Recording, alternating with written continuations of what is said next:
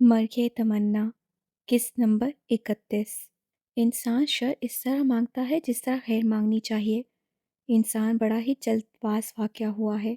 Aslam Khan Durrani police के हसार में अपनी हवेली आया था।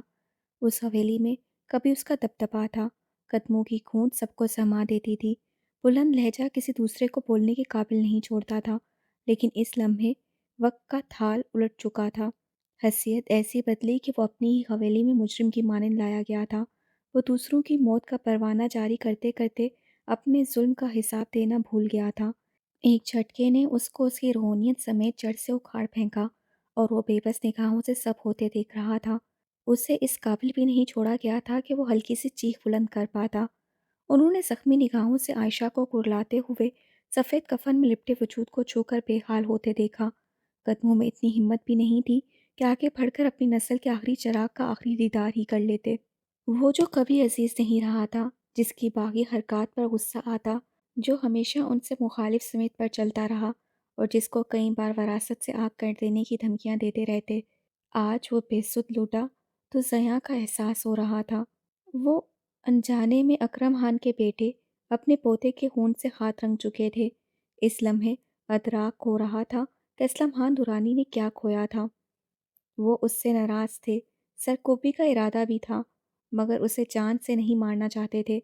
ये मंज़र देखना मुश्किल हुआ तो रुख मोड़कर सारे अहाते पर नज़र डाली। हर आंख में अपने लिए नफ़रत दिखाई दे रही थी। खुद से कुछ फासले पर खड़े इंसान की आंखों से लपकते शोलों ने मुतवज्जा किया तो वो उसी जानिब देखने लगे। पहचान का मरहला तय करने में ज़्यादा वक्त नहीं लगा था। वो हूबहू अपने बाप नदीम दुरानी का हमशक्ल था, लेकिन वो यहाँ कैसे पहुँच सकता था? उन्होंने इब्राहिम की मौजूदगी को वहम समझा और आंखें भींच कर दोबारा खोलीं, लेकिन वहीं खड़ा नफ़रत से उन्हें देख रहा था। वो सालों से उसे तलाश कर रहे थे, उसे ढूंढने की खातिर क्या क्या पापड़ नहीं बेले थे। वो उसे धोखाधही की सज़ा देना चाहते थे और आज वो खुद चल कर आया था तो उनके हाथों में हथकड़ियाँ पड़ी थीं। सोचो करब कलमा शहादत की सदा ने तोड़ा। वो हड़बड़ाए कि अभी तो नबील का आखिरी दीदार भी नहीं किया और इसी मकसद के तहत आगे बढ़े, लेकिन एकदम थम गए। आयशा उनके सामने किसी दीवार की मानिंद घायल हो गई थी और सर मुसलसल इनकार में हिला रही थी। मुझे उसका चेहरा देखने दो आयशा। लहजे में एक अजीब सी बेचारगी और लाचारी थी। कभी नहीं, बिल्कुल भी नहीं। वो इस कदर जोर से चीखीं कि हर मंजर साकित हो गया। मध्यम चामुंगैयां भी दम तोड़ गईं। देखने दे भाभी। एक औरत आयशा के करीब आई। नहीं कलसूम, कभी नहीं। इजाज़त दे दें भाभी। उसका साकित मौत की सर्दी से पीला पड़ता चेहरा देखने दें, क्योंकि ये मंजर ही उन्हें तमाम उम्र सोने नहीं देगा। मेरी जिंदगी उजाड़ दी है इस शख्स ने। मेरी उम्र भर की जमा पूंजी लूट ली। मेरा बेटा मार दिया। माँ की धाई खर आंख नम हो रही थी। मेरी खोक भी तो इस इंसान ने उजाड़ी थी भाभी, लेकिन अभी इन बातों का वक्त नहीं। आ जाएं, इस तरफ आए। वो आयशा को लिए एक तरफ को ही। असलम खान के कदम आगे बढ़ते हुए मन भर वज़नी हो गए। जिस्म इस कदर वज़नी हो गया जैसे उम्र भर के गुनाह किसी तोक की सूरत गले में डाल दिए गए हों। ताबूत के करीब पहुंचकर एक नज़र डाली और वो ही दिल चीर कर रख गई। दूसरी निगाह डालने का हौसला ही ना हुआ। उसके मुर्दा चेहरे की मुस्कुराहट ने मज़ीद कुछ देखने के काबिल नहीं छोड़ा था। वो नीचे गिरे और वहाँ मौजूद मजमा उसका ताबूत उठाए हवेली के खारजी दरवाजे की जानिब बढ़ गया। ये आपने क्या कर दिया खान जी? ये रखी थी मुलाजमाए हास जो मजमा छुट जाने के बाद उनके करीब आई थी। मैं उसे मरवाना नहीं चाहता था रखी, बिल्कुल भी नहीं। वो लाख मेरे खिलाफ सही, मगर मैं ऐसा करने का सोच भी नहीं सकता। वो मेरा खून था, मेरा आखिरी वारिस, मेरे अकरम का बेटा। वो ठाड़े मार मार कर रोने लगे, मगर अब क्या हासिल?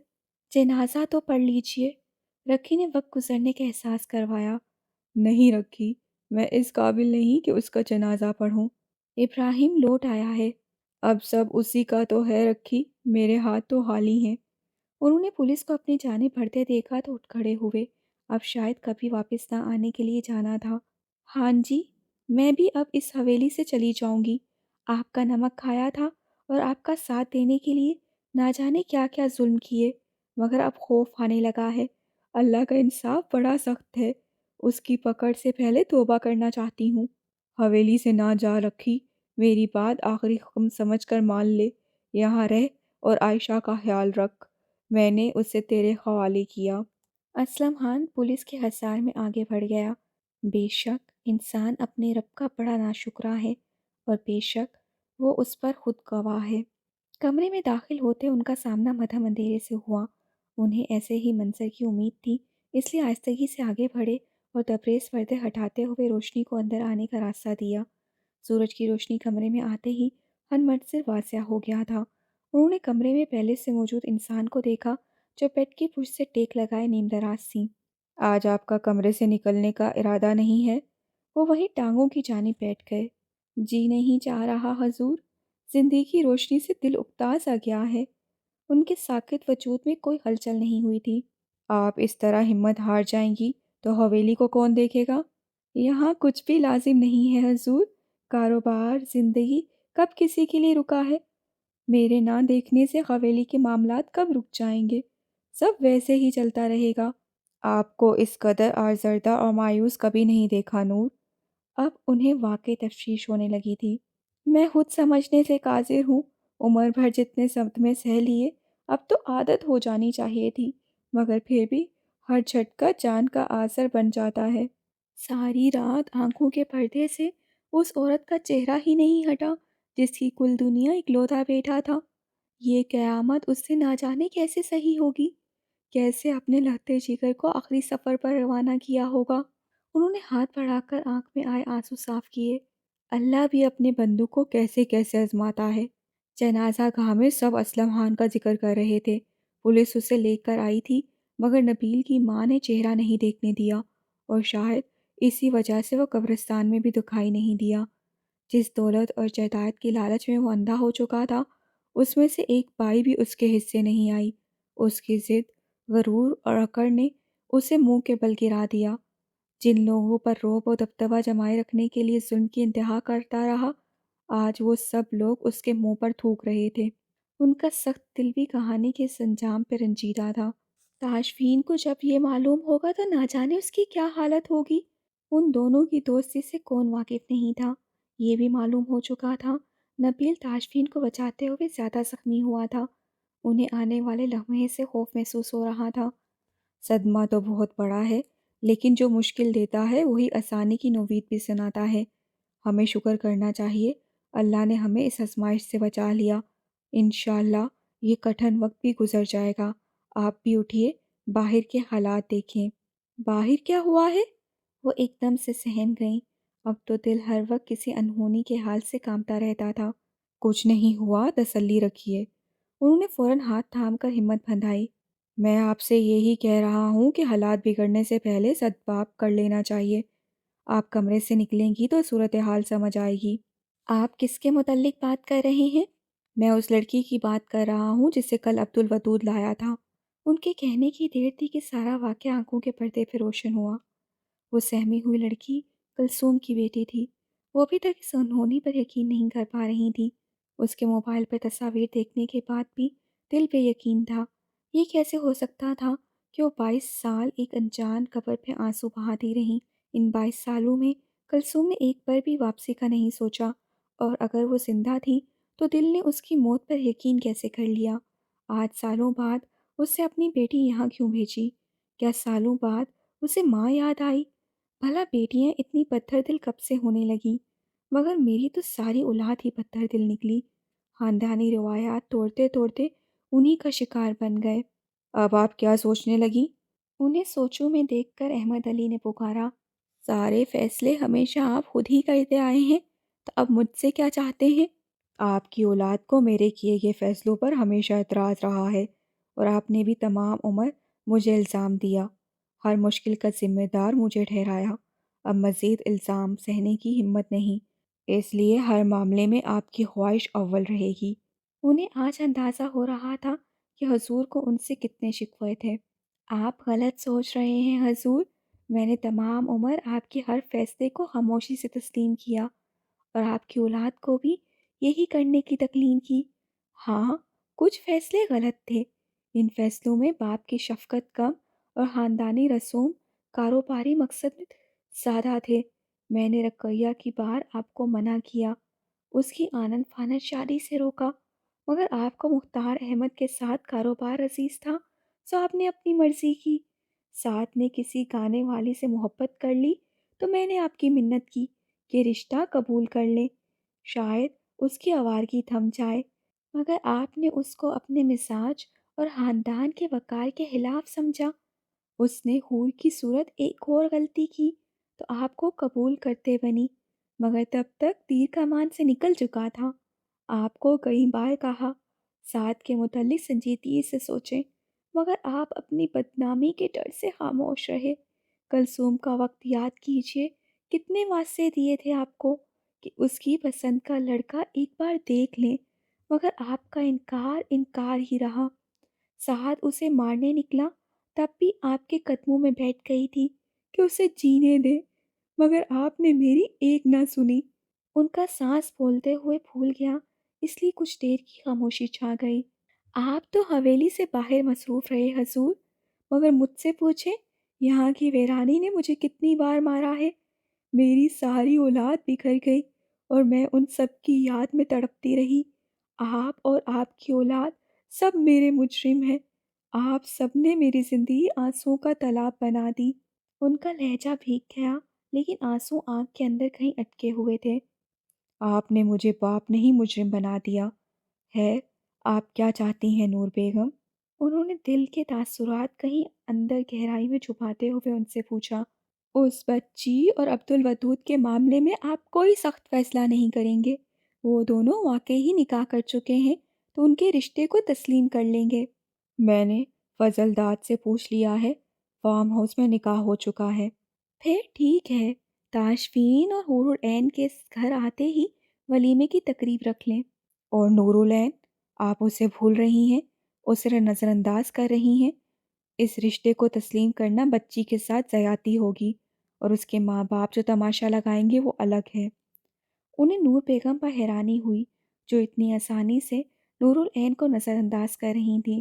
عبد الودود اس رشتے کے لیے راضی تھا اور نہ ہی نور العین۔ ان کے لیے بھی اب انشاءاللہ بہتر ہوگا۔ احمد علی چٹھا نے نور بیگم کے چہرے پہ اطمینان کی جھلک دیکھی تو مزید کچھ بولنے کا ارادہ ترک کر دیا۔ اب وہ معاملات کو نئے طریقے اور نئی سوچ سے حل کرنا چاہ رہے تھے۔ آج کے سانحہ نے اندر کہیں دور تبدیلی کی پہلی اینٹ رکھ دی تھی۔ لائمہ کمرے میں بیٹھے بیٹھے تھک گئی تھی۔ جگہ کی تبدیلی کے باعث رات آرام سے سو بھی نہیں پائی تھی۔ دروازے کو مقفل کرنے کے باوجود انجانے وسوسے ستاتے رہے تھے۔ صبح بھی کمرے میں ناشتہ بھجوا دیا گیا تھا۔ وہاں کے مکینوں کے رویے سمجھنا بے حد مشکل کام تھا، کیونکہ عبد الودود جس طرح لینے آیا تھا اسے اپنے پرجوش استقبال کی امید تھی، جبکہ یہاں ایسا کچھ نہیں تھا۔ اس سے کسی نے ٹھیک طرح سے بات بھی نہیں کی تھی، اور رات سے اکیلی کمرے میں بند تھی، سوائے ناشتہ دینے کے کوئی ملازم بھی اس طرف نہیں آیا تھا۔ تنہائی اور خاموشی سے جھنجھلا کر کمرے سے باہر نکل آئی تھی۔ وہ حویلی سے مکمل انجان تھی۔ کمرے سے نکلتے ہی تین جانب جاتی راہداریاں مشکل بڑھا رہی تھیں۔ اس نے سرسری نظر تینوں جانب ڈالی اور پھر سیدھا ہی آگے بڑھ گئی۔ اس کی نگاہیں دیواروں پہ مزین نقشی کے کام کو دیکھ رہی تھیں۔ کہیں کہیں مصوری کے بے انتہا خوبصورت فن پارے بھی آویزاں تھے، اور ہر آرائشی چیز اس قدر خوبصورت تھی کہ وہ متاثر ہوئے بنا نہ رہ پائی۔ راہداری کا اہتمام ہوتے ہی قدم رک گئے، اور اس کی وجہ دیوار پر لٹکا ہوا ہرن کا سر تھا۔ اس کے ساتھ ایک لمبی سی بندوق بھی لٹکی ہوئی تھی، اور یہ واحد منظر تھا جسے دیکھ کر اسے کراہت محسوس ہوئی۔ اس کے چہرے پہ نظر آتے تحسین کے جذبات پھک سے اڑ گئے تھے۔ وہ سجاوٹ کے اس طریقے کو سخت ناپسند کرتی تھی۔ جانوروں کے ساتھ ایسا سلوک غیر انسانی لگتا تھا۔ آپ یہاں کیا کر رہی ہیں؟ وہ ہرن کے سر کو دیکھنے میں مگن تھی جب اب سے آواز آنے پہ چونکی۔ اس کے قریب وہی ملازمہ کھڑی تھی جو ناشتہ دینے آئی تھی۔ کیوں، یہاں آنا منع ہے کیا؟ مقابل کا چہرہ اس قدر سہما ہوا تھا کہ اسے اپنا یہاں آنا غلط لگا۔ نہیں، منع تو نہیں ہے، بس وہ… اس سے کوئی جواب نہیں بن پایا۔ آپ یہیں رکے، میں کسی کو بلا کر لاتی ہوں۔ وہ اسے چھوڑ کر ایسی رفو چکر ہوئی کہ لائمہ کو حیران ہونے کا وقت بھی نہیں ملا۔ اسے سر جھٹک کر ارد گرد دیکھا تو چند قدموں کے فاصلے پہ دروازہ نظر آیا۔ وہ اسی طرف چلی آئی، اور دروازہ کھلتے ہی سامنے ہرا بھرا احاطہ نظر آنے لگا۔ ارے واہ، یہ تو بہت خوبصورت جگہ ہے۔ اونچے درخت، کئی رنگوں کے پھول، برآمدے میں بچھا تخت اور اس پہ موجود گاؤ تکیے سب اسے بہت حسین لگا۔ وہ رات کے وقت یہاں آئی تھی تو اندھیرے کے سبب کچھ بھی نہیں دیکھ پائی تھی، اور اب وسیع باغ کے درمیان کھڑے ہو کر تازہ ہوا سانس کے ذریعے اندر لے جاتے ہوئے بے انتہا سکون محسوس کر رہی تھی۔ اس سے جوتے اتار کر نرم گھاس پہ پاؤں رکھے اور ننگے قدموں چلنے لگی۔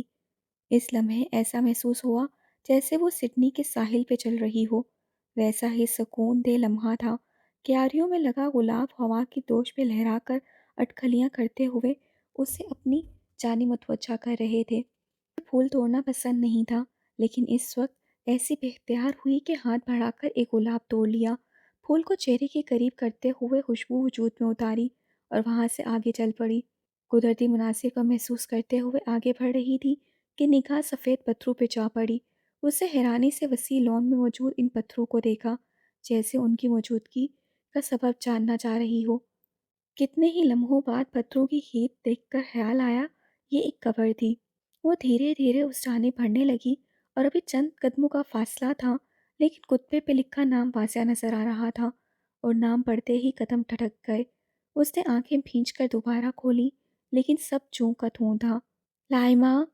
اس کا اٹھتا قدم آواز پہ تھما۔ آپ کو بڑی امی بلا رہی ہیں۔ وہ نور العین تھی، جس کی پھولتی سانسوں سے اندازہ لگانا مشکل نہیں تھا کہ وہ بھاگتی ہوئی آئی ہے۔ اس سے ایک نظر سفید پتھروں پہ ڈالی، دوسری نظر نور العین کو دیکھا اور اس بعد میں سر ہلاتے ہوئے اس کے پیچھے چل دی۔ جس ملازمہ نے اسے پہلے روکا تھا وہ برآمدے میں کھڑی تھی۔ اسے سارا معاملہ سمجھنے میں دیر نہیں لگی کہ کیوں اسے یہاں آنے سے روکا جا رہا تھا۔ نور العین کی معیت میں چلتے ہوئے اس نے راستوں کو سمجھنے کی کوشش کی۔ وہ مزید بے خبر نہیں رہنا چاہتی تھی۔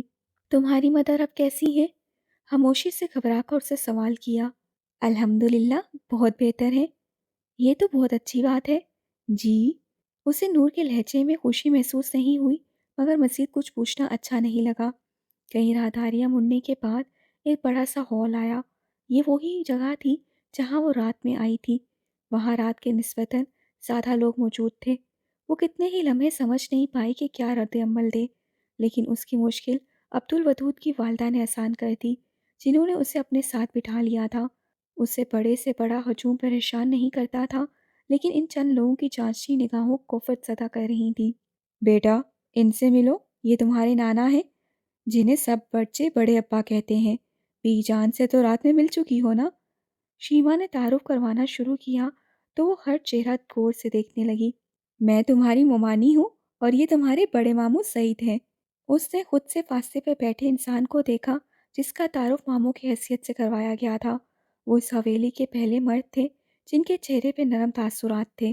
تعارف کا مرحلہ مکمل ہونے کے بعد ایک بار پھر سے خاموشی چھا گئی، جیسے کوئی بھی نہیں سمجھ پا رہا ہو کہ گفتگو کا سرا کہاں سے تھاما جائے۔ لامیا کو یہ خاموشی بھی بولتی ہوئی محسوس ہوئی، کیونکہ وہاں موجود ہر انسان کے وجود سے بے چینی ٹپک رہی تھی۔ نگاہیں کچھ کہنا چاہ رہی تھیں، مگر لبوں پہ موجود قفل توڑنا کسی کے لیے بھی آسان نہیں تھا۔ تاشفین بھائی کیسے ہیں؟ کتنے ہی لمحے گزر کے کوئی نہیں بولا تو اس نے شیما سے سوال کیا۔ الحمدللہ خطرہ ٹل گیا ہے، لیکن کل رات اس کے بہت عزیز دوست کی وفات ہو گئی اور یہ ہم سب کے لیے بہت بڑا جھٹکا تھا۔ عبدالودود کل رات سے وہیں ہے اور بہت زیادہ پریشان بھی ہے۔ تافشین کا دوست اس کے کافی قریب تھا۔ انہوں نے اسے مکمل تفصیل بتائی تو صورتحال سمجھنے میں دیر نہیں لگی۔ حویلی میں چھائی خاموشی اور سب کے اداس رویے اسے سمجھ آ گئے تھے، لیکن اس کی نگاہیں بھٹک کر بڑی امی کی جانب جا رہی تھیں۔ ان کی خاموشی کا مطلب سمجھنا مشکل تھا، کیونکہ مشتبہ اور آنٹی سے ان کی بہت سی باتیں سن رکھی تھیں۔ وہ ماما کو بہت یاد کرتی تھیں، مگر اب ان کا رد عمل باقی سب کی طرح سرسری تھا۔ کوئی ماما کے متعلق بات کیوں نہیں کر رہا؟ اسے دل ہی دل میں سوچا۔ سعید، میں نے اور تمہاری بی جان نے اس رشتے کو قبول کرنے کا فیصلہ کر لیا ہے۔ تافشین کے گھر آتے ہی باقاعدہ ولیمے کی تقریب کی جائے گی۔ کب سے کچھ سننے کے لیے بےتاب تھی، اس لمحے گڑبڑا گئی۔ وہ اتنا بڑا فیصلہ اس سے پوچھے بنا کیسے کر سکتے تھے؟ اس سے فوراً انکار کرنا چاہا، انہیں اپنے رشتے کی نوعیت کا بتانا چاہا، لیکن کچھ سوچ کر چپ رہی۔ ابھی اس کے پاس کچھ دن تھے۔ اپنی جلد بازی سے وہ ماما کے لیے مزید مشکل پیدا نہیں کرنا چاہ رہی تھی۔ اور بیٹا، تم اپنے والدین کو بلا سکتی ہو۔ ان کا سرخ چہرہ اور بھینچے ہونٹ یہ بتانے کے لیے کافی تھے کہ انہوں نے کس مشکل سے یہ جملہ کہا ہے۔ اس کے بعد وہ فوراً وہاں سے اٹھ گئے، لیکن لامیا بے شادی مرگ کی سی کیفیت طاری ہو گئی تھی۔ اسے دل ہی دل میں شکریہ ادا کیا کہ چند لمحے پہلے والی سوچ کو عملی جامہ پہنا نہیں دیا، وگرنہ یہ جملے سننے کو نہ ملتے۔ یہ سب اتنا آسان ہو سکتا تھا، اس سے سوچا بھی نہیں تھا۔ چلو فوراً کلثوم کو فون کر کے یہ خوشخبری سناؤ۔ شیما مومانی کے لہجے سے بےتابی جھلک رہی تھی۔ ماما سے رابطہ نہیں ہو پا رہا، وگرنہ میں انہیں ابھی کال کرتی۔ وہ خود بے انتہا خوش تھی۔ پاکستان آنے کا یہی تو مقصد تھا جو پورا ہو گیا تھا۔ کچھ دیر بعد بتا دے گی شیما، کیوں اتنی اتاولی ہو رہی ہو؟ سعید علی بھی شامل گفتگو ہوئے۔ دراصل میں ماما کو بتا کر نہیں آئی تھی، یہ میرا اور پاپا کا سیکرٹ تھا۔ یہاں آنے کے بعد ماما سے بات نہیں ہو سکی اور اب 3 دنوں سے سب کے نمبرز آف ہیں۔ مومانی کا جوش دیکھ کر اس سے فوراً کال نہ کرنے کی وجہ بتائی۔ مطلب اس نے خود اپنی مرضی سے تمہیں یہاں نہیں بھیجا، تم اس سے چھپ کر آئی ہو؟ وہ جو سب ٹھیک ہو جانے پر خوش ہو رہی تھی، بڑی امی کے سوال پہ چونکی۔ انہیں شاید اس کی بات سن کے دکھ ہوا تھا۔ ماما نے کبھی میرے سامنے پاکستان اور اس سے منسلک کسی رشتے، کسی حوالے کا ذکر نہیں کیا کہ کہیں میں خود ترسی کا شکار نہ ہو جاؤں، اس لال تعلقی کی وجہ جان کر ان سے بدگمان نہ ہو جاؤں، یا آپ سب سے ملنے کا کہوں، اور ایسا ان کے خیال میں ناممکن تھا۔ لیکن اس کا یہ مطلب نہیں کہ وہ آپ سب کو یاد نہیں کرتی۔ پاپا نے مجھے یا ماما کی وجہ سے بھیجا تھا، کیونکہ ماما کو سب خوشیاں دینے کے بعد بھی وہ ان کی آنکھوں سے آپ کے نام کا آنسو نہیں مٹا پائے تھے، ان کے دل سے اس حویلی کی یاد ختم نہیں کر پائے تھے، انہیں راتوں کو چھپ چھپ کر رونے سے منع نہیں کر پائے تھے۔ میں نے ماما کی ڈائری پڑھی تھی، اس کی کسی بھی صفحے پر لامیا یا ابراہیم کا ذکر نہیں تھا، بلکہ ہر لفظ میں یہ حویلی اور اس کے مکین تھے۔ تو پھر اس نے مڑ کر کیوں نہیں دیکھا؟ اپنی ماں جی کا خیال نہ آیا؟ وہ خاموش ہوئیں، لیکن اس کے بعد کی کہانی ان کے آنسو سنا رہے تھے۔ لامیا فوراً اٹھ کر ان کے قریب آئی اور فرش پہ ان کے قدموں کے پاس بیٹھ گئی۔ یہاں سے جانے کے بعد بھی ان کی زندگی آسان نہیں رہی تھی۔ پاپا کے تایا اسلم خان ان کی جان کے دشمن بنے ہوئے تھے۔ پاپا نے آسٹریلوی ایمبیسی سے مدد مانگی اور اسی دوران ان دونوں پہ حملہ کرا دیا گیا۔ ماما بہت مشکل سے بچ پائی تھی، لیکن ان کا بیبی زندہ نہیں رہا اور یہ صدمہ سہنا ان کے لیے آسان نہیں تھا۔ پاپا آپ سب سے رابطہ کرنا چاہتے تھے، لیکن انہیں معلوم ہو گیا تھا کہ یہاں ماما کو مار کر ان کی قبر بنوا دی گئی ہے۔ ماما کو مزید صدمہ نہ پہنچے، اس لیے انہوں نے کہا کہ ان کے بھائی انہیں ڈھونڈ رہے ہیں اور وہ دونوں پاکستان چھوڑ گئے تھے۔ پاپا اپنے تایا اور ماما نے اپنے بھائیوں کے ڈر کی وجہ سے کبھی واپس آنے کا نہیں سوچا، بلکہ ماما کو تو ابھی تک یہ بھی معلوم نہیں کہ وہ یہاں زندہ ہی نہیں ہے، انہیں تو مار کر دفنا دیا گیا ہے۔ لامیا نے مختصراً لفظوں میں ساری کہانی سنا دی تھی۔ اسلم خان تمہارے پاپا کے تایا تھے؟ بڑی امی تو کچھ نہیں بولی، لیکن سعید ماموں نے اچنبے سے سوال کیا۔ لامیا نے اس بات میں سر ہلایا۔ اپنے پاپا کو کہنا ان کا مجرم اپنے انجام کو پہنچ گیا ہے۔ سعید ماموں وہاں سے اٹھ کر چلے گئے، لیکن لامیا نے ان کی نم آنکھیں دیکھ لی تھیں۔ بڑی امی نے اسے اٹھا کر اپنے پہلو میں بٹھا لیا۔ وہ کلثوم کی باتیں سن کر رو رہی تھیں۔ شیما نے برف کو پگھلتے دیکھ کر اطمینان کا سانس لیا اور ان دونوں کو اکیلا چھوڑ کر وہاں سے اٹھ گئیں۔ انہیں کھانے کی تیاری کرنی تھی اور سب سے بڑھ کر عبدالودود کو ابا جان کے فیصلے کا بتانا تھا۔ بیگم چائے کے کپ ہاتھ میں لیے انتظار گار کی جانب آیا۔ وہ عبدالودود کو یہاں چھوڑ کر گیا تھا اور اب وہ غائب تھا۔ چند لمحے متلاشی نگاہوں سے ارد گرد دیکھا تو دور سے آتا دکھائی دیا۔ اس کے ہاتھ میں کچھ فائلیں تھیں اور چال میں اجلت پسندی نظر آ رہی تھی۔ کہاں چلے گئے تھے؟ وہ قریب پہنچا تو اسے چائے پکڑاتے ہوئے بیگم نے پوچھا۔ ڈاکٹر سے بھائی کے متعلق بات کرنی تھی، بھابھی کو ڈسچارج کر دیا گیا ہے، ان کا فائنل چیک اپ ہو رہا ہے۔ اس کا لہجہ اور انداز حد درجہ غمگین تھا۔ دکھ تو اسے بھی ہوا تھا، لیکن جو تعلق نبیل کے ساتھ عبدالودود کا تھا ویسا اس کا نہیں تھا، مگر ان چند دنوں کی بھاگ دوڑ نے انست پیدا کر دی تھی۔ رات اپنے ہاتھوں سے آخری رسومات کے لیے اسے اس کے لواحقین کے سپرد کیا گیا تھا۔ ہزارہ کوشش کے باوجود وہ منظر بھلایا نہیں جا رہا تھا، تو عبدالودود کی کیا حالت ہوگی یہ سمجھنا آسان تھا۔ تم مسلسل کئی دنوں سے یہاں ہو، کچھ وقت کے لیے گھر چلے جاؤ۔ عبدالودود کو اس لمحے اس کی شدید فکر ہوئی۔ اس نے آدھی ذمہ داریوں کا بوجھ اس کے کندھے سے ہٹا دیا تھا، وگرنہ وہ اکیلا کبھی سارے محاذوں پہ نہ لڑ پاتا۔ کئی دنوں کی بے آرامی اس کے چہرے سے واضح ہو رہی تھی، اس لیے عبدالودود نے اسے وہاں سے بھیجنا چاہا۔ تم میری فکر نہ کرو، آرام سے گھر جاؤ۔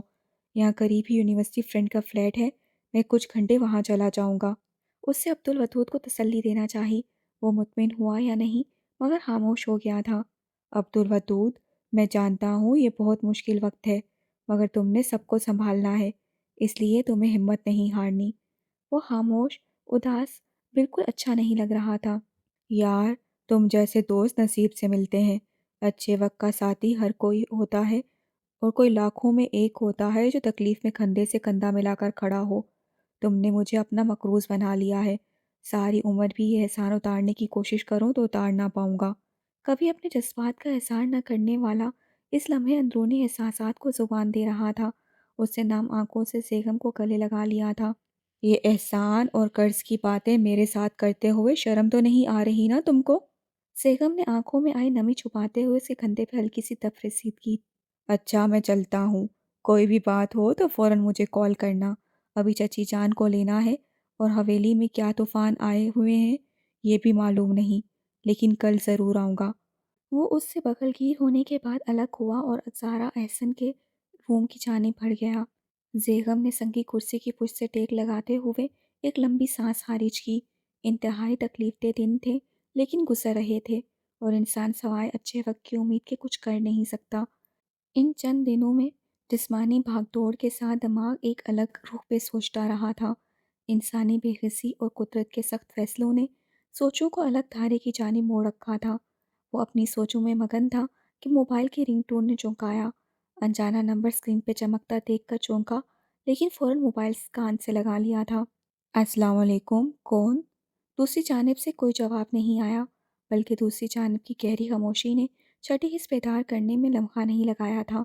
وہ کال کوٹنے کا سوچ رہا تھا، مگر اس پل سانسوں کی ہلچل نے متوجہ کیا۔ دوسری جانب کوئی تھا، مگر کون؟ یہ آپ ہیں؟ اس نے کوئی نام نہیں لیا، مگر نہ جانے کیوں اسے محسوس ہو رہا تھا کہ مقابل پہچانے جانے کی خواہش رکھتا ہے۔ آپ سے مراد؟ اس بار جواب آیا۔ بیگم کو اپنے اندازے کی پختگی پہ حیرانی ہوئی، کیونکہ دوسری جانب وہی تھی۔ یہ آواز وہ بھرے مجمع میں بھی پہچان سکتا تھا۔ آپ جانتی ہیں، میں آپ کا نام بہت احتیاط سے زبان پر لاتا ہوں، کہ کہیں کوئی غلطی آپ کے لیے مشکل نہ پیدا کر دے۔ بیگم کے چہرے پہ اس وقت الوحی سی چمک تھی۔ مگر میری خواہش ہے اپنے نام سے پکارے جانا۔ کیا ہی نرالی خواہش تھی، اور دل یہ خواہش اس قدر اہتمام سے پوری کرنے کو مچل رہا تھا کہ ساری دنیا ہمتاً گوش ہو جائے۔ نور العین! اس نے ایک جس سے دھیمی آواز میں اسے پکارا۔ جی! وہ جو آنکھیں بند کیے اس جی کو لطف لے رہا تھا، ایک دم ساکت ہوا۔ عبدالودود کا چہرہ بند آنکھوں کے پردے پہ روشن ہوا تو آنکھیں بند رکھنا محل ہو گیا تھا۔ آپ پوچھیں گے نہیں کہ میں نے کال کیوں کی؟ اس کی آواز سے سوچوں کا تانا کاٹا۔ وہ خود حیران تھا اس انہونی پہ، مگر یقین کرنے میں لمحے ہی اتنے صرف ہو گئے کہ پوچھنے تک دیر ہو گئی۔ اب عبدالودود کا خیال آنے کے بعد کس منہ سے کچھ پوچھتا؟ آپ خود ہی بتا دیں۔ اپنے لہجے کی گرانی اسے دکھ دے رہی تھی۔ ایسے انمول لمحے اس سے پہلے خوابوں تک محدود تھے، اور اب حقیقت میں مہربانی ہو رہی تھی تو ہاتھ کھول کر وصول کرنے کی بجائے بھاگ رہا تھا۔ پہلے آپ تو اندازہ لگائیے۔ وہ اسے آزمانے پہ مصر تھی۔ آپ کے لہجے کی کھنک میرے لیے نئی ہے۔ نور العین کا سوال تھا تو بیگم پہ جواب دینا واجب تھا۔ وہ ہوش تھی کہ بیگم اس کی سانسوں کی رفتار سے محسوس کر چکا تھا، مگر وجہ معلوم نہیں تھی۔ اگر دل کا موسم معلوم ہے تو وجہ بھی جانتے ہوں گے؟ اس نے موبائل کان سے ہٹا کر حیرانی سے اسکرین کو دیکھا۔ وہ اداس سی لڑکی بھلا ایسی باتیں کب کرتی تھی؟ وہ اس کی خوشی کی وجہ کیسے جان سکتا تھا؟ وہ اسی بات پہ خود کو ہواؤں میں اڑتا محسوس کر رہا تھا کہ نور العین نے اپنی خوشی میں اسے یاد رکھا۔ وہ اپنی لا علمی کا اظہار کرنے ہی لگا تھا کہ اچانک عبدالودود سے ہوئی گفتگو یاد آئی۔ آپ کی والدہ آج گھر آ رہی ہیں؟ اسے اپنے اندازے کی درستگی پر یقین تھا۔ امی گھر آ رہی ہیں؟ آپ سے کس نے کہا؟ وہ اس خبر سے مکمل لا علم تھی۔ ابھی کچھ دیر پہلے عبدالودود نے بتایا۔ مجھے علم نہیں تھا۔ بیگم حیران ہوا، کیونکہ دوسری جانب سے آنے والی آواز مدھم ہو گئی تھی۔ अगर उसे इल्म नहीं था तो वो होश किस बात पर थी? आपने अपनी खुशी की वजह नहीं बताई। तजस्सुस बढ़ने लगा। अब्दुल वदूद भाई के निकाह को बड़े अब्बा ने तस्लीम कर लिया है। ये खबर वाकई हैरानकुन थी। सेहम के चेहरे पे मुस्कुराहट फैलने लगी। दिल में दोस्त से धोखा करने की ख़्वाहिश कदरे कम होने लगी थी। एक सुकून था जो उसके वजूद में उतरा था। अब्दुल वदूद के रिश्ते को तस्लीम करने का मतलब था कि नूरुल ऐन एक अनचाहे रिश्ते से आज़ाद थी।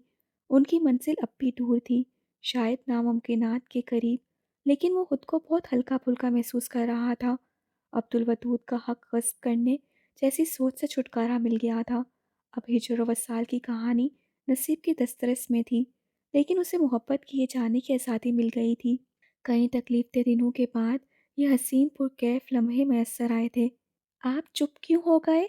उसकी तवील खामोशी से वो घबरा गई। मैं आपको बता नहीं सकता नूरुल ऐन, आपने मुझे किस भोज से आज़ाद कर दिया है। खुद को आपकी मोहब्बत से रोकना माही पे आप जैसा था। हर कोशिश बेसुध थी, हर हरबा नाकाम था। दोस्ती का तकाज़ा अलग वजूद को खून की मानिंद चाट रहा था। मेरा वजूद दो हिस्सों में बटा हुआ था। एक हिस्सा आपके नाम की धाई लगा रहा था, दिल ज़िंदगी से मोहब्बत पे यकसा रहा था, और दूसरा हिस्सा दोस्त पे नसार हुआ जा रहा था। वो मर मिटने पर आमादा था, मगर दोस्त की पीठ पर छुरा घोंपने को तैयार नहीं था। आज आपने मेरी इस मुश्किल से मुझे निकाल दिया। मैं इसे अपनी खुशकिस्मती कहूँगा कि मुझे आपको चाहे जाने की इजाज़त दी गई है। मुझ पे ये इनायत कर दी गई है कि कोसों दूर रहकर आपके दिल पे नाम धड़कता रहे, निगाहें आपके ख्याल से सैराब रहें, और तसव्वुर आपके अक्स से आबाद रहे। वो एक जब से बोलता हुआ अपने आप में मगन था, क्योंकि जिसने तकलीफ झेली हो उसके असाले की कीमत से वो ही वाकिफ हो सकता है। उसे एकदम दूसरी जानिब की खामोशी महसूस हुई तो चुप कर गया। शायद मैं कुछ ज़्यादा ही बोल गया। वो वाकई ज़्यादा बोल गया था। निगाहों के सिलसिले में दफ्तन ऐसा करार महबूब की सांसें थाम लेने पे मुकम्मल कादिर होता है। आप रो रही हैं नूरुल ऐन? कई लम्हों बाद एहसास हुआ कि वो रो रही थी। क्या रोना नहीं चाहिए? फिर से सवाल। सेगम को पहली बार मालूम हुआ वो किस कदर ज़्यादा सवाल करती थी। आपको मेरी कोई बात बुरी लगी है क्या? एक और अंदाज़ा लगाया गया था। नहीं। फिर इन आंसुओं का सबब? मुझे यकीन नहीं आ रहा ज़ेगा, इस दुनिया में बड़ी अम्मी के अलावा भी किसी को नूरुल ऐन अजीज़ हो सकती है, और इतनी अजीज़ कि उसे भूलना अपने हाथों से खुद को मारने जैसा लगे। आप चाहे जाने के काबिल हैं नूरुल ऐन। उसकी मोहब्बत सीप में बंद मोती की मानिंद संभाल ली गई थी, और ये कितना फरहत बख्श एहसास था। ठहरे, मैं खुद को चुटकी काट कर देख लूँ। अगले ही पल सी की आवाज़ आई तो सेगम उसके भोलेपन पे मुस्कुराया। कैसा लगा? अब लहजे में शरारत दर आई थी। ये हकीकत है ज़ेगम, मैं ख्वाब नहीं देख रही, या शायद खुली आंखों से ख्वाब देखने लगी हूँ। किस ख्वाब की ताबीर सच्ची होती है, बताएं ज़रा, ताकि मैं अपना ख्वाब वैसा समझूं। खुली आँख का ख्वाब, क्योंकि उसका हकीकत से ताल्लुक़ ज़्यादा होता है। तो बस ये वही ख्वाब है। सेगम का कहका जगह की मुनासबत से बेनियाज था। आप भी ना नूरुल ऐन। वो कितने ही लम्हे मुस्कुराता रहा। मुस्कुराहट तब सिमटी जब दूसरी जानिब से कोई आवाज़ ना आई। कॉल कट चुकी थी। तूने कभी देखी है वो पेशानी, वो रुखसार, वो होंठ, जिंदगी जिनके तसव्वुर में लुटा दी हमने। तुझ पे उठी हैं वो खोई हुई साहिर आंखें, तुझको मालूम है क्यों उम्र गंवा दी हमने। बंद आंखों में नूरुल ऐन का चेहरा बसाए सेरलब कहीं पुराना पड़ा हुआ शेर दोहराते हुए वो किसी की निगाहों से मुकम्मल अनजान था। वो अनजान ही रहा कि कोई उसे कितने ही लम्हों से देख और सुन रहा था, और उसकी महवियत की गहराई देखने के बाद कोई धीमे कदमों से वापस पलट गया था। दोपहर ढल रही थी। शहर के वस्त में मौजूद इमारत में काम करने वालों के चेहरों से दिन भर की थकान आया थी। हर एक के काम करने की रफ्तार सुस्त थी। कोई कंप्यूटर स्क्रीन पे वक्त की चाल देख रहा था, कोई मोबाइल स्क्रीन पे, और किसी की नज़र कलाई पे बंधी घड़ी पे थी। सब काम के औकात ख़त्म होने के मुंतज़िर थे। इस पुरहुजूम हिस्से से दूर अब्दुल वदूद का ऑफिस था, जिसके एक कोने में रखी मेज़ के पीछे इज़्ज़त बैठी हुई थी। आधा दिन गुजर जाने के बाद ऑफिस आती थी, इसलिए उसके चेहरे पे बाकी लोगों जैसी थकन नहीं थी, अलबत्ता उजलत बेतहाशा थी। वो जल्द अज जल्द काम ख़त्म करने की कोशिश में थी।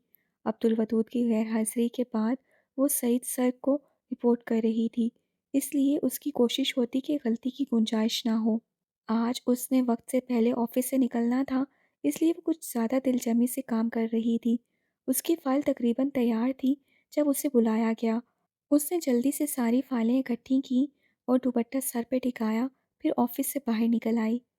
سعید علی چڈھا کا آفس قدرے فاصلے پہ تھا۔ وہ جیسے ہی دروازہ کھول کر اندر داخل ہوئی، وہ اس کے منتظر تھے۔ اس نے فائلیں ان کے سامنے رکھنے کے بعد یو ایس بی کمپیوٹر سے اٹیچ کی اور پروجیکٹ کی مکمل تفصیل انہیں بتانے لگی۔ واؤ مس عزت، آپ بہت اچھے طریقے سے یہ پروجیکٹ ہینڈل کر رہی ہیں۔ وہ اس کے کام سے کافی متاثر ہوئے تھے۔ عزت چند روز سے ان کے متحد تھی اور وہ اس کی تخلیقی صلاحیتوں کے قائل ہو رہے تھے۔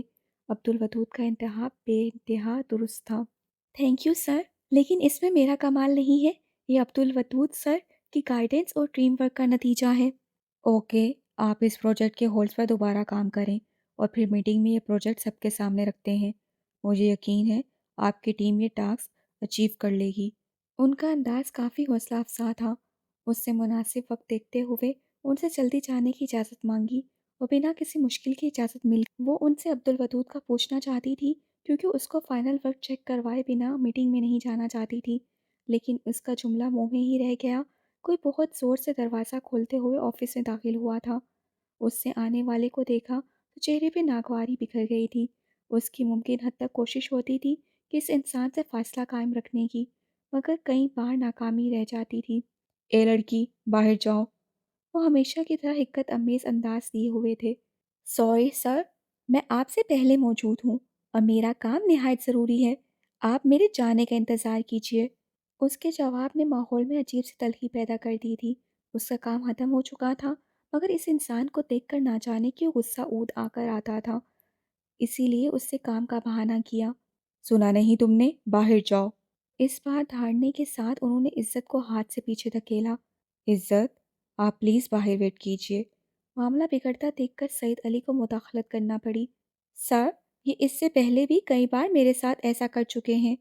یہ دوسری بار تھا، مگر اس نے جان بوجھ کر کئی کا لفظ استعمال کیا تھا۔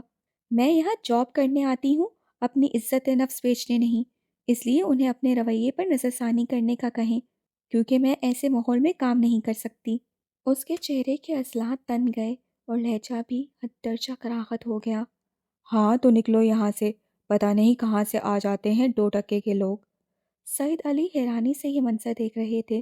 ساتھ کی ایسی حرکات کی وجہ سے انہیں کئی بار شرمندگی کا سامنا کرنا پڑا تھا۔ وہ عزت کو جانے کے لیے کہنے ہی والے تھے کہ وہ آفس سے باہر نکل گئی۔ سعد، یہ کیا حرکت تھی؟ کیوں ملازمین کے سامنے ہمارا تماشا بنا رہے ہو؟ تماشا تو تم سب میرا بنا رہے ہو۔ بینک اکاؤنٹس بند کرنے کے ساتھ ساتھ کیا مجھے کمپنی سے بھی نکالا جائے گا؟ وہ آج کئی دنوں بعد آفس آئے تھے، لیکن اپنے آفس کو لاک دیکھ کر انہیں شدید غصہ آیا اور اسی سبب وہ یہاں کھڑے تھے۔ اسی خدشے کے سبب میں نے تمہیں کئی بار منع کیا تھا، کئی بار دھمکیاں بھی کی تھی، مگر تم کسی کی مانتے کب ہو؟ اب یہ تمہارا اور ابا جی کا معاملہ ہے، مجھے اس سے الگ رکھو۔ انہوں نے اپنا موقف واضح کیا۔ ان کا انکار مقابل کو پاگل کر گیا۔ وہ بنا کچھ سوچے سمجھے کتنی ہی دیر بول رہے۔ ابا جان کی ناانصافیوں کا پلندہ جمع تھا ان کے پاس، جسے سعید علی خاموشی سے سن رہے تھے۔ وہ خود ہی بول بول کر تھک گئے تو وہاں سے چلے گئے۔ بھائی کے جانے کے بعد کتنی ہی دیر وہ گہری سوچ میں گم رہے۔ وہ آج تک اسے مکمل سمجھ نہیں پائے تھے۔ نہ جانے اس کے ذہن میں کون سی گنج تھی جو اسے در در بھٹکائے پھر رہی تھی۔ اس کے ذہن میں کیا چلتا، وہ کیا سوچتا، کسی کو کچھ معلوم نہیں تھا۔ اس نے اپنی کیفیت کبھی کسی پہ عیاں کی اور نہ کسی کو اپنی ذات کے دائرے میں گھسنے کی اجازت دی تھی۔ وہ آج بھی اس چھوٹے بچے کی مانند تھا جو والدین کے روکنے پہ بھی پاؤں پاؤں چلنے کی کوشش میں چوٹ لگوا بیٹھتا ہے۔ وہ لاکھ کوششوں کے باوجود اس کی سوچوں تک رسائی حاصل نہیں کر پائے تھے۔ وہ ایک انتہائی مشکل انسان تھا۔ سعید کو گئے چند لمحے ہی ہوئے تھے جب عبدالودود کی سیکرٹری اجرت میں آتی دکھائی دی۔ کیا ہوا مس فریہ؟ انہوں نے سوالیہ نگاہوں سے آنے والی کو دیکھا۔ سر، عزت رضائن دے گئی ہیں۔ مس فریہ کے جاتے ہی انہوں نے سر تھام لیا۔ انہیں عزت کے رضائن سے کوئی پریشانی نہیں تھی، بلکہ عبدالودود کے رد عمل کا خوف تھا۔ وہ جتنا ان دونوں کے درمیان فاصلہ قائم رکھنا چاہتے تھے، اتنا ہی کوئی نہ کوئی مسئلہ پیدا ہو جاتا تھا۔ اس مشکل کا حل سوچتے ہوئے نظریں دوبارہ لیپ ٹاپ اسکرین پر ٹکا دی تھیں۔ کافی شاپ میں زیادہ رش نہیں تھا۔ हॉल में कोने वाली मेज़ पे मुश्तबा पिछले 20 मिनट से बैठा मुंतज़िर निगाहों से दीवार में नस्ब शीशों से बाहर की जाने देख रहा था। इज़्ज़त ने उसे मिलने के लिए बुलाया था और वो शादा फराह चला आया था। ये कॉफ़ी शॉप घर के बिल्कुल करीब था, लेकिन फिर भी मामा ने कार्ड के बिना आने की इजाज़त नहीं दी थी। ये जगह इज़्ज़त के लिए काफ़ी दूर थी, मगर उससे बिना कोई असर किए आने का अंदिया दे दिया था। उससे 5 बजे आने का कहा था और अब 20 मिनट ऊपर हो चुके थे। वो उसे कॉल करने का सोच रहा था कि तभी वो शॉप का दरवाज़ा खोलकर अंदर आती दिखाई दी। उससे हमेशा की तरह बड़ी स्याह चादर से उसको लपेटा हुआ था। सॉरी, मुझे आने में देर हो गई।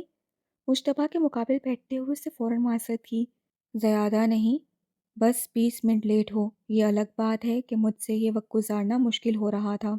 उससे मिलने की बेचैनी का किस कदर सादा एतराफ़ था। ये तुम्हारे लिए। मुश्तबा ने अपने पहलू में रखा गुलदस्ता मेज़ पे इज़्ज़त के सामने रख दिया। ये किस लिए? वो गुलाब की खुशबू से महकता गुलदस्ता देखकर बेइंतहा मुतासिर हुई। हाथ बढ़ाकर गुलदस्ता थामा और मुंह के करीब ले जाकर गहरी सांस लेते हुए सारी खुशबू खुद में उतारी। वजूद में चलती सारी उलझनें एक पल को उड़नचू हो गई थीं। इतने अरसे बाद मिल रहे हैं। वैसे भी हम दोनों को एक दूसरे के साथ इतने महीने हो गए, कभी कोई पुरलफ्त मौका हाथ नहीं आया, कोई ऐसा पल नहीं मिला जो तुम तक मेरे जज्बात पहुंचा सके। हालात ना जाने क्या से क्या होते गए और अब इन सब में ऐसा फंस गया हूँ कि तुम्हें बता नहीं सका तुम मेरे लिए कितनी हाँस हो। ये पहला मौका था जब वो इज़्ज़त की आंखों में उतरने की कोशिश कर रहा था। इसके लिए शुक्रिया। उसने आंखें चुराते हुए शुक्रिया अदा किया। मुश्तबा की बातों ने उसे यहाँ आने का मकसद चंद लम्हों के लिए भुला दिया।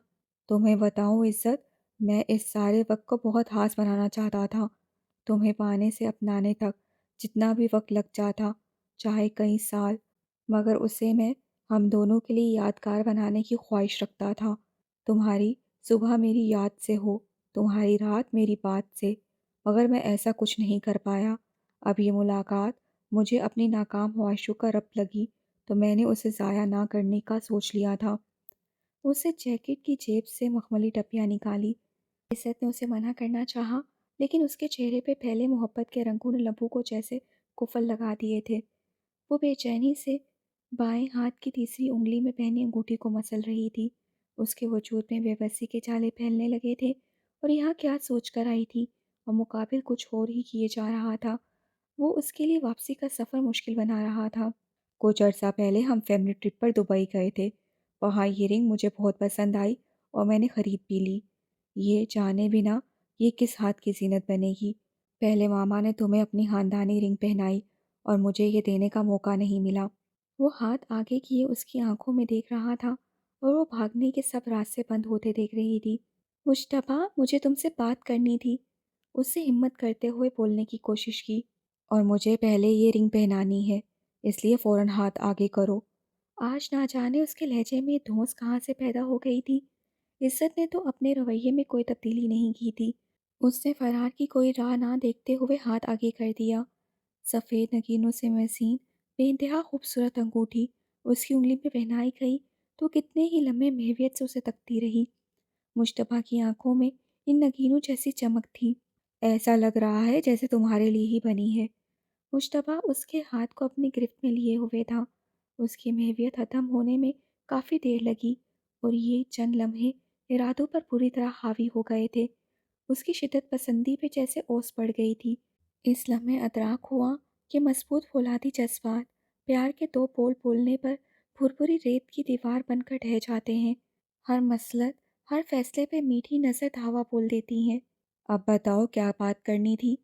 उसके हाथ को जी भर के देखने के बाद वो उसकी जानिब मुतवज्जा हुआ, मगर गिरफ्त अब भी बाकी थी। मुझे तुम्हें अपने मुतल्लिक बताना है। उससे सोच समझ कर बोलना शुरू किया, लेकिन चंद लम्हे पहले जो हुआ उसने आंखों में खौफ के साए पैदा कर दिए थे। वो सहमी निगाहों से उसके हाथ में कैद अपने हाथ को देख रही थी, जिसका किसी भी लम्हे छूटने का खतरा था। तुम्हारे मुतल्लिक मैं सब जानता हूँ इज़्ज़त। उसके इत्मीनान में कोई फ़र्क नहीं आया था।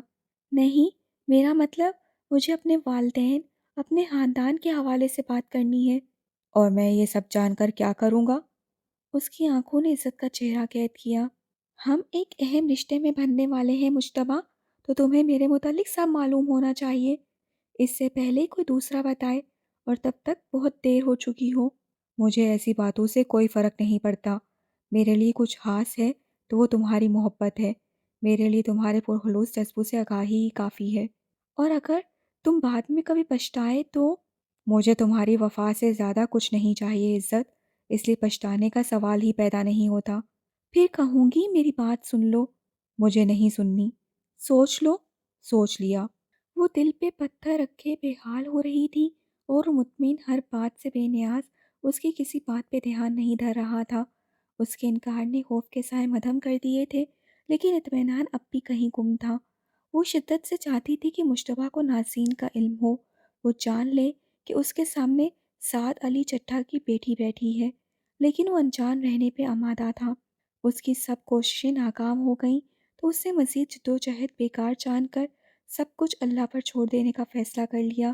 ٹھیک ہے مجتبیٰ، اب تمہیں وقت بتائے گا کہ مجھ سے تمہارا کوئی اور بھی رشتہ ہے۔ ہمارا ملنا نصیب کی سازش تھی تو سب اسی کے ہاتھ میں سونپتے ہیں، اور ہم چپ بیٹھے تماشا دیکھتے ہیں۔ اس نے دل ہی دل میں اسے مخاطب کیا۔ اس نے مجتبیٰ کے ہاتھ پر اپنا دوسرا ہاتھ رکھا اور پیچھے ہونٹوں کی ملاقات مسکراہٹ سے کروائی۔ موبائل اسکرین پر حاسم شفیق کا نمبر چل پھوچ رہا تھا۔ آج ان کی مہندی تھی اور وہ بالکل نہیں جانا چاہتی تھی۔ کنسا کے بار بار بلانے کے باوجود اس کا ایسا کوئی ارادہ نہیں تھا۔ اسے موبائل بند کر کے بیگ میں رکھا اور مجتبیٰ کے سنگ کافی کے کڑوے پن کے ساتھ اس کے پیار کا بھی لطف لینے لگی تھی۔ ابراہیم خان درانی اور زبیر احمد حویلی کے مہمان خانے میں بیٹھے تھے۔ ابراہیم کچھ دیر پہلے ہی اندرونی حصے میں آئے تھے، کیونکہ اب افسوس کرنے کے لیے آنے والوں کی تعداد ختم ہو گئی تھی اور حویلی کا دروازہ بند کر دیا گیا تھا۔ ان کے چہرے پہ چھایا ہنسا زبیر احمد واضح محسوس کر رہے تھے۔ کبھی سوچا بھی نہیں تھا ایسے موقع پر ملاقات ہوگی۔ زبیر کی بات پہ وہ چونک کر انہیں دیکھنے لگے۔ سالوں بعد ملاقات ہو رہی تھی۔ زندگی کا بڑا حصہ گزر چکا تھا۔ شاید یہی وجہ تھی کہ گفتگو شروع کرنے کے لیے تومید باندھنی پڑی رہی تھی، وگرنہ ایک وقت تھا جب وقت ختم ہو جاتا تھا، مگر ان کی باتیں کبھی ختم نہیں ہوتی تھیں۔ کلثوم بھی عائشہ کو سلا کر وہیں چلی آئیں اور ابراہیم کے ساتھ صوفے پر بیٹھ گئی تھیں۔ سو گئیں بھابھی؟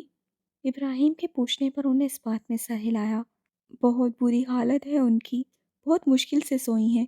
کلثوم کی آنکھیں سرخ اور لہجہ آزردہ تھا۔ دکھ بھی تو بہت بڑا ہے، مجھے تو سمجھ نہیں آ رہی وہ خود کو کیسے سنبھالیں گی۔ زبیر احمد کی نگاہوں میں اسپتال میں ہونے والی ملاقات گردش کر رہی تھی۔ وہ کس قدر پر امید تھیں، ایسے سانحے کا سوچا بھی نہیں تھا۔ زبیر بھائی، لامیا کیسی ہے؟ کلثوم اس سے زیادہ صبر نہیں کر سکتی تھی۔ ٹھیک ہے۔ انہیں اسی لمحے کا خوف تھا، وہ خود کو اگلے سوالات کے لیے تیار کر رہے تھے۔ اور بچیا؟ وہ بھی ٹھیک ہیں۔ انہوں نے رقیہ کو کلثوم کی آمد کا نہیں بتایا تھا۔ آپ لامیا کو ساتھ لے آتے۔ خیر کوئی بات نہیں، کل لے آئیے گا۔ میں کبھی اتنے دن اس کے بغیر نہیں رہی ہوں نا، تو اس لیے بہت اداس ہو گئی ہوں۔ یہ موقع بھی ایسا ہے تو اسے ہمارے ساتھ اپنے گھر میں ہونا چاہیے۔ وہ ان کے منہ سے یہ سننے کے لیے بے چین ہو رہی تھی کہ وہ کل لامیا کو لے آئیں گے۔ لامیا اپنے گھر میں ہی ہے۔ وہ کتنی دیر تک چھپا سکتے تھے؟ اسے 90 تولے الفاظ سے بتانا شروع کیا۔ انہوں نے لامیا کی آمد سے لے کر سفید حویلی جانے تک کا سب بتا دیا تھا۔ آپ نے ہمارے بغیر اتنا بڑا فیصلہ کیسے کر لیا؟ ہم سے پوچھ تو لیتے۔ وہ اذلان کو پسند کرتی ہے اور آپ نے اس کا نکاح ایک انجان شخص سے کر دیا، بلکہ اسے وہاں بھیج بھی دیا۔ وہاں اس کے ساتھ کیا سلوک ہوتا ہوگا یہ جان کر کہ وہ میری بیٹی ہے۔ وہ زاروں قطار رونے لگیں۔ اپنے خدشات اور وسوسے اس لمحے حقیقت محسوس ہو رہے تھے۔ ابراہیم، اسے فون کریں، بلکہ نہیں، ابھی اٹھیں، اسے لینے چلتے ہیں۔ میری بچی نہ جانے کس حال میں ہوگی۔ وہ اٹھ کھڑی ہوئی اور اب ابراہیم کو ہاتھ سے پکڑ کر اٹھا رہی تھی۔ ابراہیم خود سکتے کا شکار تھے۔ ان کے وہم و گمان میں بھی نہیں تھا کہ ایسا کچھ بھی ہو سکتا تھا۔ آپ بے فکر رہیں، وہ ٹھیک ہوگی۔ وہاں اسے کوئی نقصان نہیں پہنچے گا، یہ میں گارنٹی دیتا ہوں۔ جنہوں نے سگی بیٹی کو مارنے سے گریز نہیں کیا، وہ اس کے ساتھ کیا کر رہے ہوں گے؟ وہ کسی طریقے سے مطمئن نہیں ہو رہی تھی۔ وہ پرانی بات تھی کلثوم، اب ایسا کچھ نہیں ہوگا۔ عبدالودود اس کے ساتھ ہے اور وہ اسے کانٹا تک نہیں چبھنے دے گا۔ ان کے لیے کلثوم کو مطمئن کرنا مشکل ہو رہا تھا۔ عبدالودود وہی ہے نا جو نبیل کو قبر میں اتارنے کے لیے ساتھ تھا؟ جی وہی ہے، وہ بہت باہمت لڑکا ہے ابراہیم۔ ایک وہی ہے جو کلثوم کو واپس اس حویلی میں لے جا سکتا ہے، جو لامیا کی حیثیت تسلیم کروا سکتا ہے، اور جسے اس کی حقیقت سے بھی کوئی مسئلہ نہیں ہوگا۔ میں نے بہت سوچ سمجھ کر یہ فیصلہ کیا ہے۔ تم لوگ مجھ پر بھروسہ تو کرو، میں اس کا دشمن نہیں ہوں۔ وہ لامیا کے حوالے سے یہ بات نہیں کرنا چاہتے تھے، لیکن انہیں حالات کی نوعیت سمجھانے کے لیے کرنی پڑ رہی تھی۔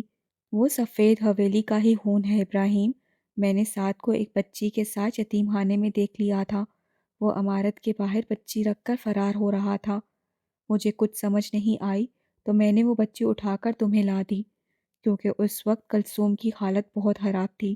میں چاہتا تو خود پال سکتا تھا یا سفید حویلی چلا جاتا، لیکن اس بچی کے بہتر مستقبل کے لیے تمہارے حوالے کر دیا۔ اور یقین کرو، آج بھی سب اس کی بھلائی کے لیے کیا ہے۔ وہ اپنے خاندان میں واپس چلی گئی ہے، اور جلد ہی میں اس کی ماں بھی ڈھونڈ لوں گا۔ ساری حقیقت جاننے کے بعد ابراہیم مطمئن ہو گئے، لیکن کلثوم کے آنسو تھم نہیں رہے تھے۔ انہیں نہ جانے کون کون سے غم رلا رہے تھے۔ آج طیبہ حیدر کے دانے کسی نشتر کی طرح درد دے رہے تھے۔ وہ اپنوں سے کٹ کر بھی جدا نہیں تھی۔ ان کی گود میں اپنے بھائی کی اولاد تھی، اور بھائی بھی وہ جو انہیں زندہ جلا دینا چاہتا تھا۔ تمہاری سب باتیں ٹھیک ہیں زبیر، لیکن ایک ماں اپنی بیٹی سے ملنے کے لیے بے چین ہے۔ تم کسی طرح لامیا کو یہاں بلا لو، کلثوم خود ملے گی تو مطمئن ہو جائے گی۔ ان سے بیوی کو روتے ہوئے دیکھنا ہمیشہ سے مشکل رہا تھا۔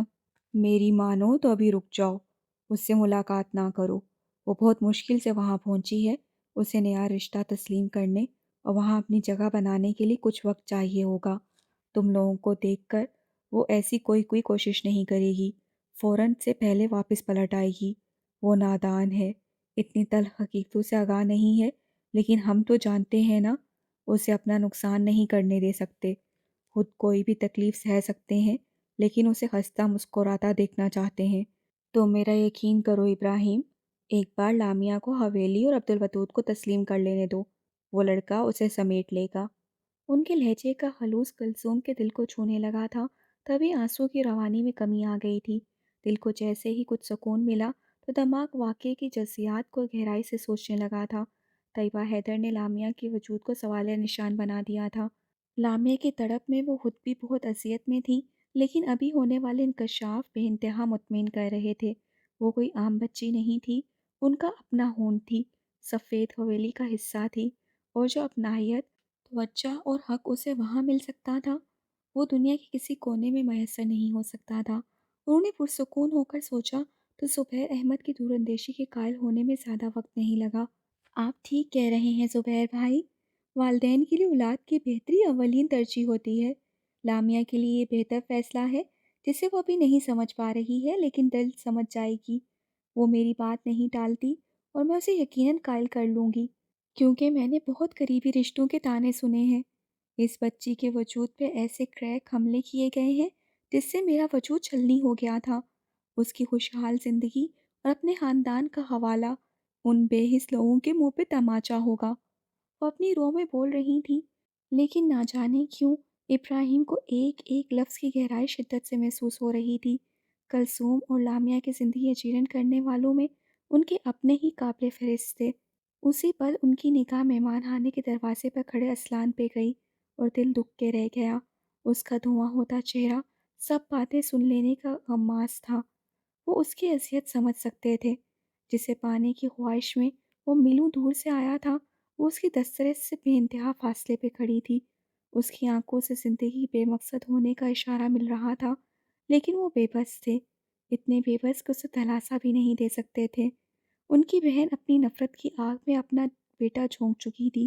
کاش وہ اس وقت اس کا زرد پڑتا چہرہ دیکھ پاتی۔ انہیں صبح کا منظر یاد آیا جب وہ اپنے خونی رشتے اپنے چچا سے مل کر بے انتہا خوش تھے، اور اسی چچا نے محبت چھن جانے کی نوید سنا کر اس کا وجود خالی کر دیا تھا۔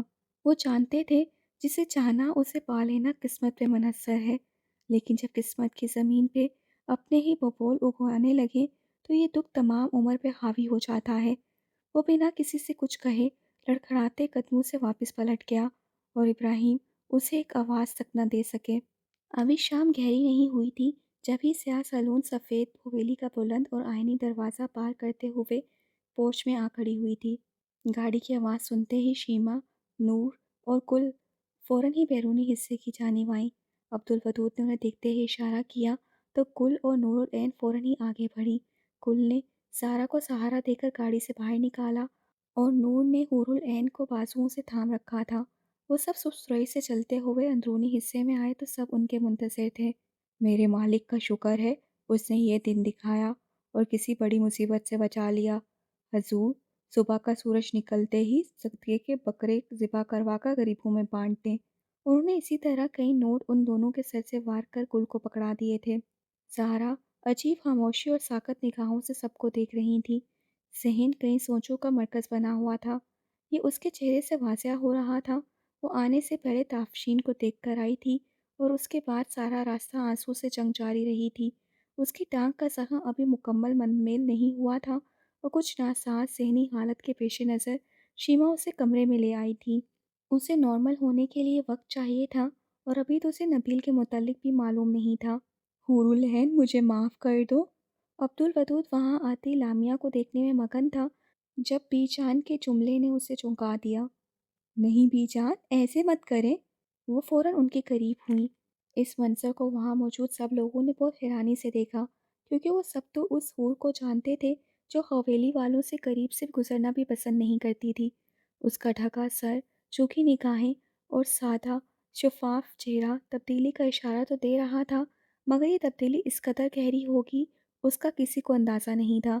میں ہمیشہ تمہیں سمجھاتی رہی، تمہیں بدلنے کا کہتی رہتی اور تمہیں روکنے ٹوکنے میں اس قدر مصروف رہی کہ اپنے بیٹے کی کوتاہیاں نظر نہیں آ سکی۔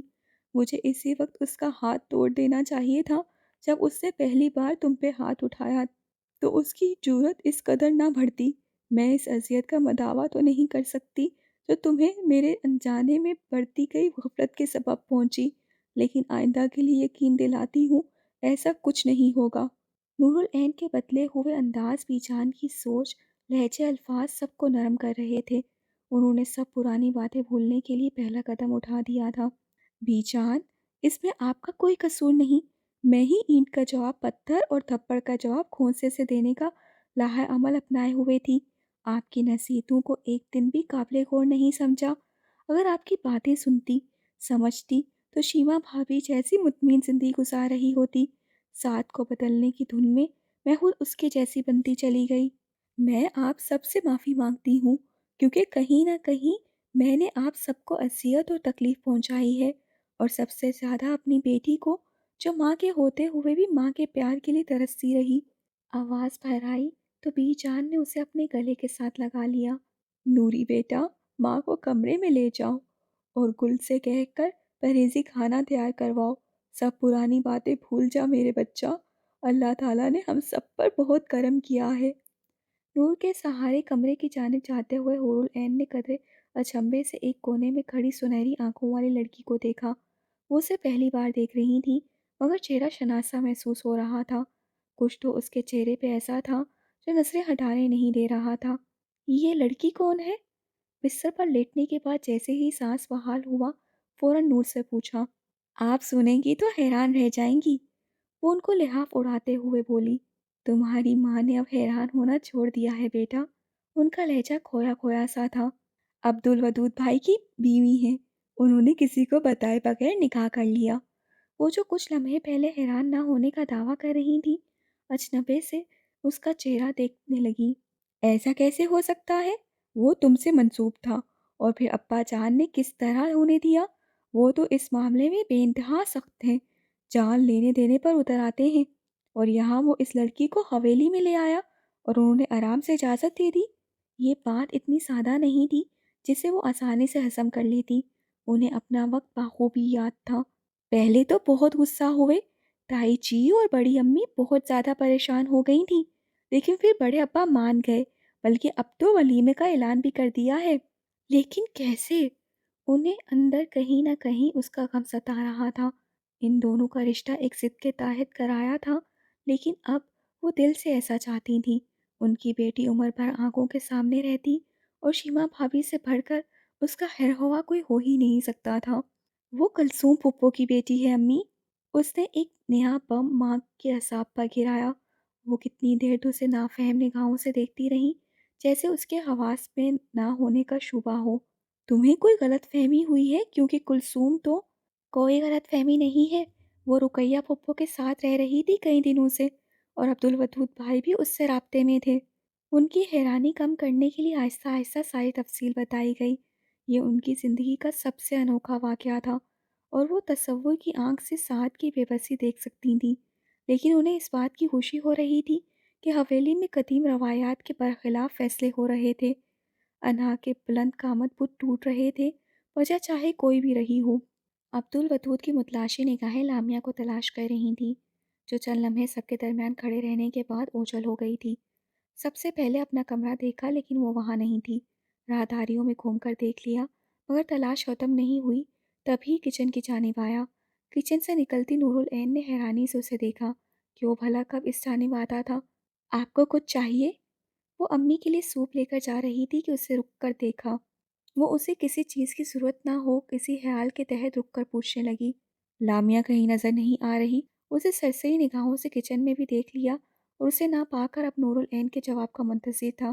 میں نے انہیں باہر جاتے دیکھا تھا۔ وہ جب امی کے کمرے سے نکلی تب وہ اکبی راہداری کی جانب جاتے دکھائی دی تھی۔ نور العین کے بولتے ہی مزید کچھ سنے بنا وہ فوراً اکبی باغ کی جانب بڑھ گیا تھا۔ وہ دور سے ہی راہداری کا دروازہ کھلا دیکھ چکا تھا اور دل میں کہیں اطمینان کی لہر پیدا ہوئی تھی۔ اس کے دکھائی نہ دینے پر نہ جانے کیسے کیسے خطرناک خیالوں نے گھیر رکھا تھا۔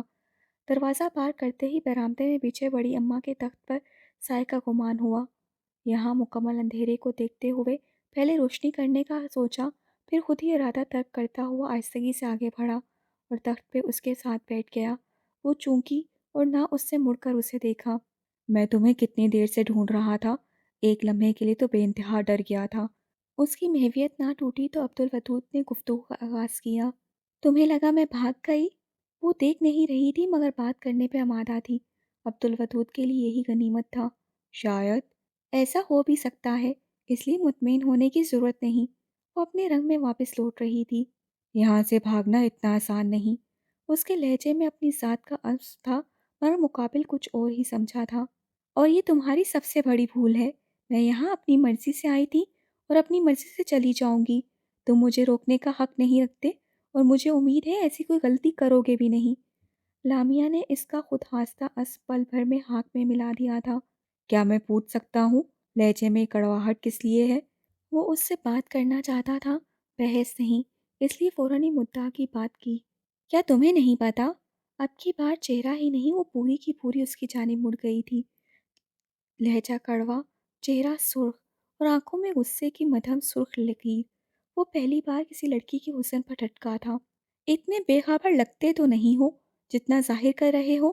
تم سمجھتے ہو میں بے وقوف ہوں جو مان لوں گی کہ یہاں سارے فیصلے تمہاری مرضی کے بغیر کیے جا رہے ہیں؟ میں اب تمہارے کسی پلان کا حصہ نہیں بنوں گی مسٹر عبدالودود، اس لیے شرافت سے اپنے گھر والوں کو اس اوٹ پٹنگ حرکت کرنے سے منع کر دو۔ وہ بول رہی تھی اور عبدالودود سب کچھ بھلائے اسے دیکھنے میں مگن تھا۔ اس کی شائستہ اردو سننا ایک پرلطف مشغلہ تھا۔ اب جواب دو؟ اسے خاموش دیکھ کر وہ مزید بھرم ہوئی۔ کس بات کا جواب؟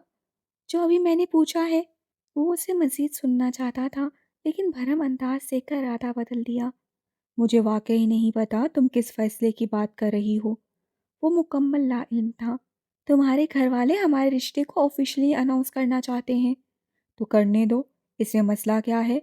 لامیا کا دل چاہا اس کا سر پھاڑ دے۔ تم اس نکاح کی حقیقت جانتے ہو، سب کچھ تم پہ واضح ہے۔ مجھے تمہارے ساتھ کسی تعلق میں بندھنا ہے اور نہ ہی یہ رشتہ آگے بڑھانا ہے۔ ہم دونوں جانتے ہیں کسی موڑ پہ ہمیں اچھے طریقے سے الگ ہو جانا ہے، تو پھر یہ تقریب کس لیے؟ اس سب کا کیا مقصد ہے؟ اس کی بے فکری لامیا کو مزید دبا رہی تھی، اس لیے وہ سب لحاظ بھلائے بول رہی تھی۔ میں نے یہ نکاح مکمل رضامندی اور دلی آمادگی سے کیا ہے لامیا۔ یہ کوئی کھیل نہیں ہے جسے دل بھر جانے پر چھوڑ دیں گے۔ عمر بھر کا فیصلہ ہے جسے کم از کم میں نے مکمل دیانتداری سے کیا ہے۔ آپ جو سوچتی ہیں وہ آپ کا سر درد ہے اور میرے گھر والے اس سے بالکل بے خبر ہیں، اس لیے آپ فی الحال خود کو ہر قسم کی سوچوں سے آزاد رکھیں اور یہاں اچھا وقت گزارنے کی کوشش کریں۔ اس کی بیتوکی باتوں نے سنجیدہ ہونے پر مجبور کر دیا تھا۔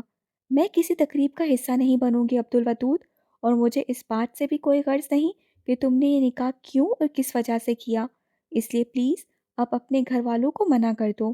آخر تمہیں اس تقریب سے مسئلہ کیا ہے؟ نکاح ہو چکا ہے، تم اس نکاح سے منسلک کوئی ذمہ داری لینے کے لیے تیار نہیں ہو، اور نہ میں نے تمہیں مجبور کیا، تو یہ تقریب بھی ہو جانے دو۔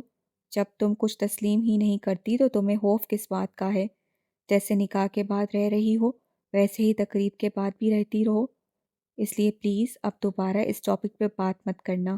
وہ ایک ہی بات پر اڑی ہوئی تھی، شاید اسی وجہ سے عبدالودود کے لہجے میں بھی غصہ اونت کر آیا تھا۔ تم پاگل ہو چکے ہو کیا؟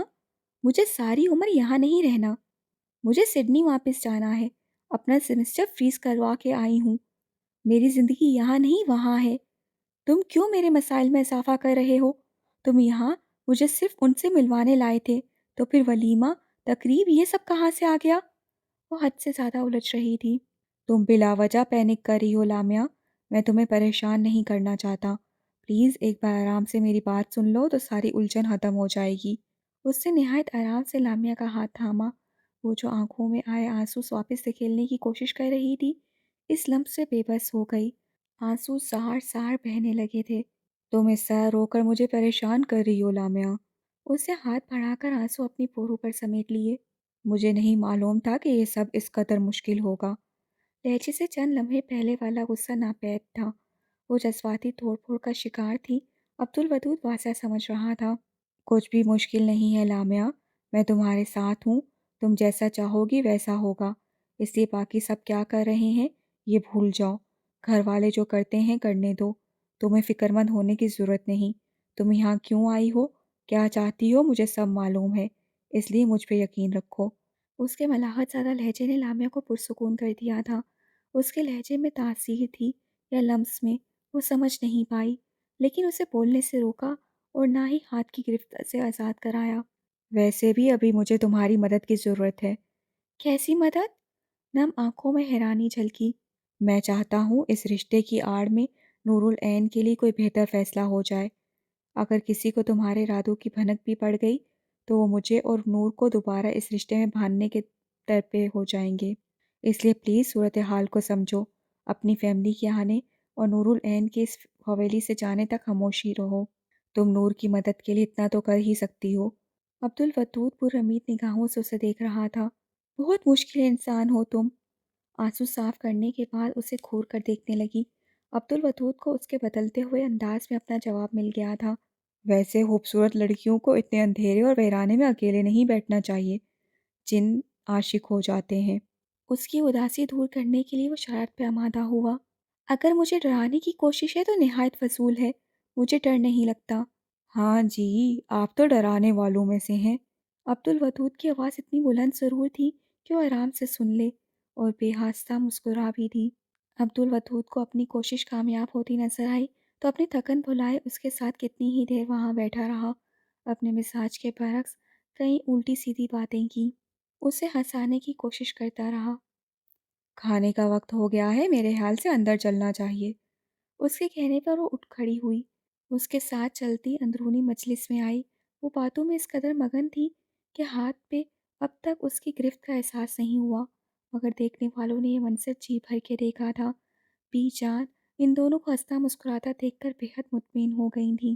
بچھڑنا یہ نہیں ہوتا کہ کوئی شخص ہم سے دور ہو جائے، دیا بے نور ہو جائے، محبت دوریوں کی کیفیت میں بھی محبت ہے، ارادے ہار جانے سے، سمندر پار جانے سے، تعلق ٹوٹتے کب ہیں، تعلق ٹوٹنا ہو تو، کسی نے روٹنا ہو تو، ذرا سی دیر لگتی ہے، شجر کوئی زمیں میں جڑ پکڑنے سے بہت ہی پہلے مر جائے، کدورت دل میں بھر جائے، کوئی حد سے گزر جائے، تو پھر ہونے نہ ہونے سے کسے کیا فرق پڑتا ہے، محبت کرنے والوں کو جدائی کا کبھی صدمہ نہیں ملتا، سو اب یہ طے ہوا دراصل لاحاصل تعلق ہی جدائی ہے، یہی سچ ہے، ارادے ہار جانے سے، سمندر پار جانے سے، تعلق ٹوٹتے کب ہیں۔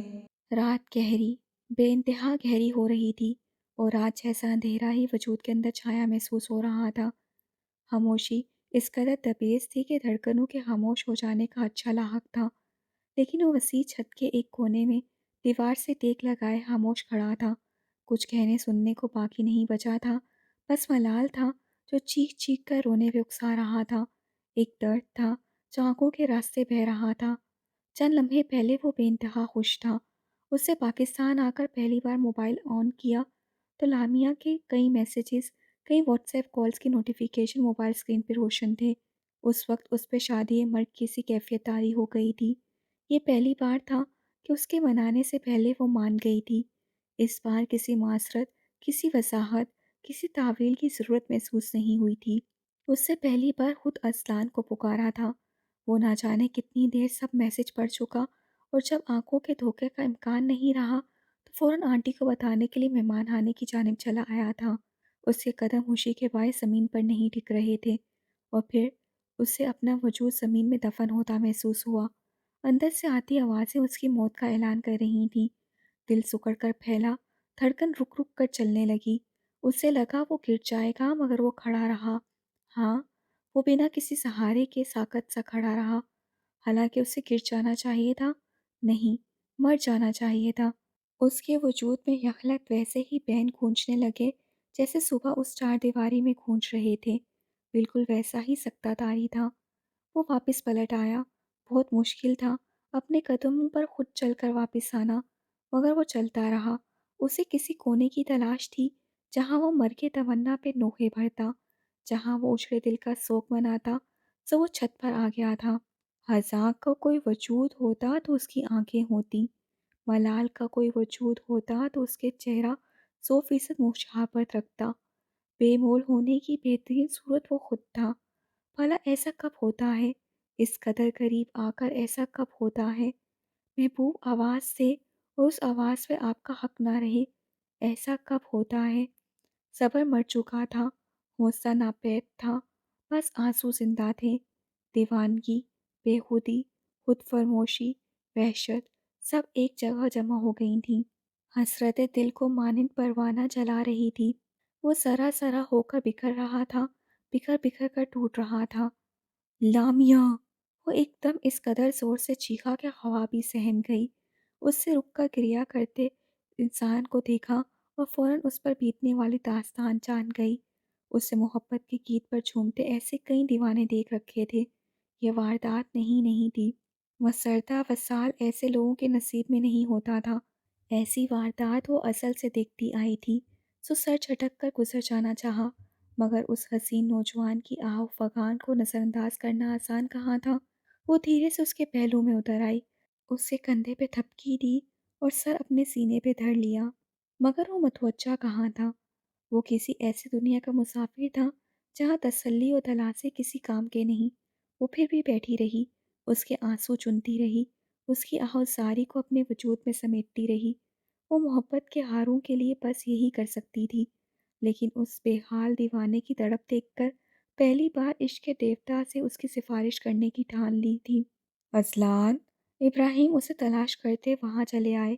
اس کی ٹوٹی بکھری حالت دیکھ کر اس قدر بے چین ہوئے کہ ننگی زمین پر بیٹھتے ہوئے اس کو خود میں سمیٹ لیا۔ ایسے نہیں روتے میرے بچے۔ وہ اسے کسی بچے کی مانند اپنے ساتھ لگائے ہوئے تھے۔ میں نے آنے میں دیر کر دی انکل، اسے منانے میں دیر کر دی۔ انہوں نے کسی بچے کو اپنی من پسند چیز کھو جانے پر بھی ایسا واویلا کرتے نہیں دیکھا تھا۔ وہ تم سے ناراض نہیں ہے اذلان؟ انہیں سمجھ نہیں آ رہا تھا اسے کیسے سنبھالیں۔ اس نے مجھے پکارا، بہت پکارا، لیکن میں اس کی کوئی مدد نہیں کر سکا۔ میں تو اس کی ہر پکار پر پہنچ جاتا تھا انکل، اس بار دیر کیسے کر دی؟ ان کی کوئی بات نہیں سن رہا تھا، بس روتے ہوئے بول رہا تھا۔ انہیں اس کی وحشت سے خوف محسوس ہو رہا تھا، اس کے لیے ڈر لگ رہا تھا، لیکن وہ کسی طرح قابو میں نہیں آ رہا تھا۔ وہ کچھ سنتا، سمجھتا تو اسے یہاں سے اٹھا کر نیچے لے آتے۔ اس وقت نیند اس کے لیے بے حد ضروری تھی۔ کچھ لمحے سوچا، پھر وہیں دیوار کی پشت سے ٹیک لگا کر بیٹھ گئے اور اس کا سر اپنی گود میں رکھ لیا۔ وہ روتا رہا، وہ آنسو سمیٹتے رہے، وہ بولتا رہا، وہ سنتے رہے۔ رات دھیرے دھیرے سرکنے لگی۔ ہوا نے اپنائیت کا یہ رنگ دیکھا تو وہاں سے رخصت ہوئی اور دھیمی رفتار سے دوبارہ بہنے لگی تھی۔ باقی آئندہ ماہ انشاءاللہ۔